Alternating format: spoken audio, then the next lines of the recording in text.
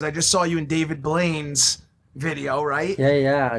David's a maniac. And he rode some balloons to 20,000 feet. Yeah, I think he might have gone like 22 or 24,000. Like the point is, like he was in like an area too where you can't breathe at that altitude. Right. You know, like I think up to 15,000 or something, you're kind of okay. But at that height, there's like not enough air in the air. Isn't that what he was training for? Yeah. He did all the hypoxia and deep breathing and That's training right. That's for that. right. Have you done the cryo chamber, the cryo tank? No, but I'd like to. So the place I do my sports rehab, David was going there to train for Ascension, and the average human goes in the cryo tank for 3 minutes to recover. 3 minutes, 30 seconds maybe. And it's not impossible, but it's also not incredibly easy. Right. Like it's cold, it's freezing, negative 260 degrees Fahrenheit. David was training going in at 9 minutes at a time. How long do you go in? 3:30. Bro, I'm trying to like recover my muscles, not prepare for a stunt where I'm becoming the kid from Up. So David and I made a video. Well, I'm in his video where he's like teaching people how to hold their breath underwater. Yeah, sure. And in the video, the one that he published, I think I made it like 3 minutes and 30 seconds or something like that. But David and I, that was the second time we shot that video. The first time we shot it, I went to like 4 minutes and 34 seconds. Oh, wow. Which is so much more than 3.5 minutes. Yeah. But his camera cut off halfway through.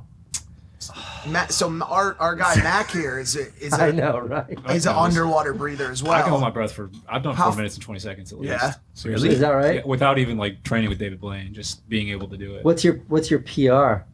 Like 420 something probably. Is that right? Yeah, that time. Is it there's a technique to be able to last? Is it a lung thing? Yeah, it's like beyond a technique. It's okay.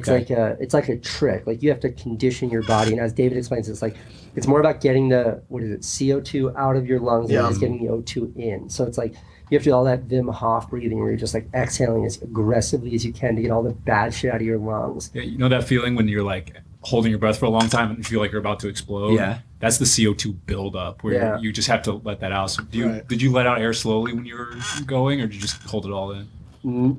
We held it all in. Okay. And you hold it all in because bubbles coming up is a sign that someone's drowning. Oh. So, and that's how he explained it to us. So like that was a big no-no. Is like don't let out air.